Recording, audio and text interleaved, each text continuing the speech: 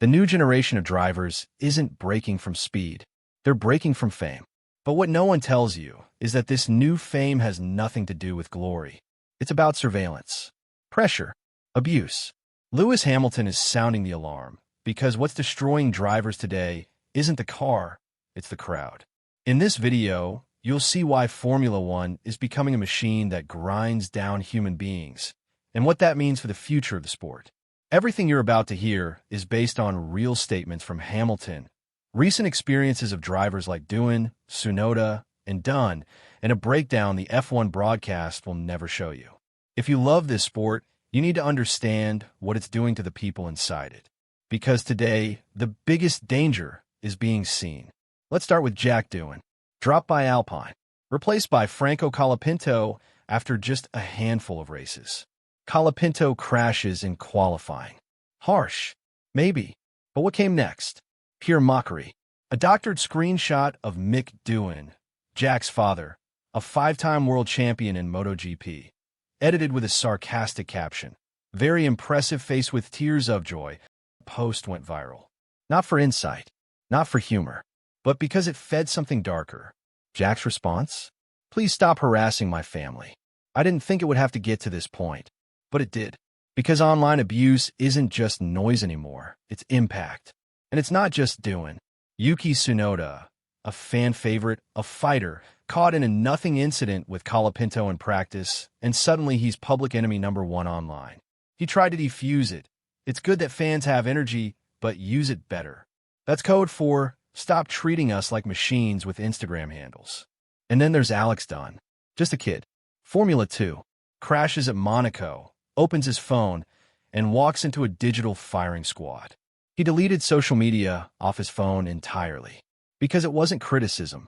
It was cruelty. You want raw honesty? That kid had to retreat from the world because people who claimed to love the sport decided his mistake gave them permission to attack his life.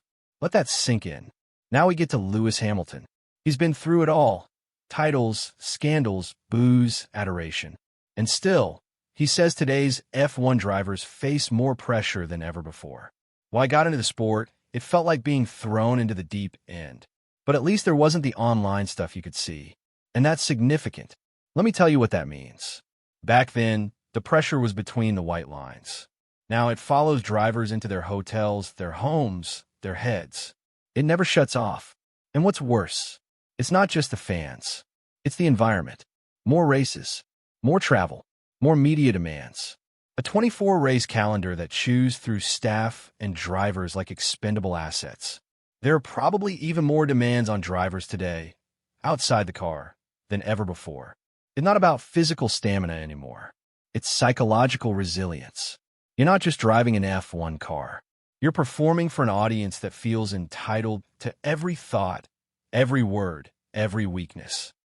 Formula One used to be run by pirates. Now it's run by middle managers. But what no one tells you is that the real danger to the sport isn't on the track. It's in the boardroom. Christian Horner just exposed the quiet shift that's hollowing out F1 from the inside.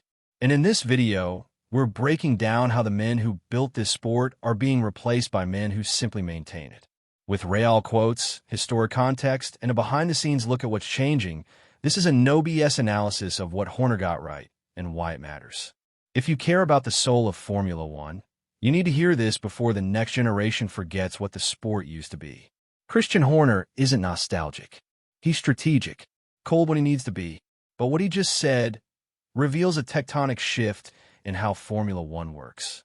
When I came into the sport, Horner said, it was Bernie Ecclestone, Max Mosley, Ron Dennis, Frank Williams, Gene Todt, Flavio Briatore, Eddie Jordan, big characters, entrepreneurs, builders.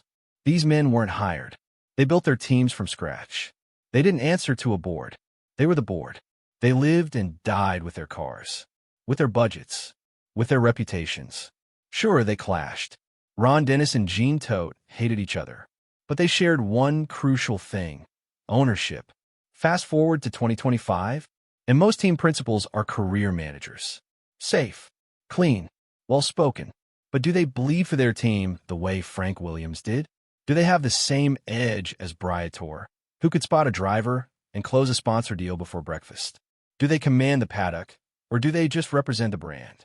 That's what Horner is pointing to. And frankly, he's right. You look around the grid today, how many team principals actually built something? Toto Wolff? Yes. He owns a chunk of Mercedes. He's invested. Cutthroat. But others? They're assets on a spreadsheet. Zach Brown? Great marketer, great showman. But does he carry the soul of McLaren the way Ron did? And when Drive to Survive cuts to him saying, he's a prick, is that leadership or performance art?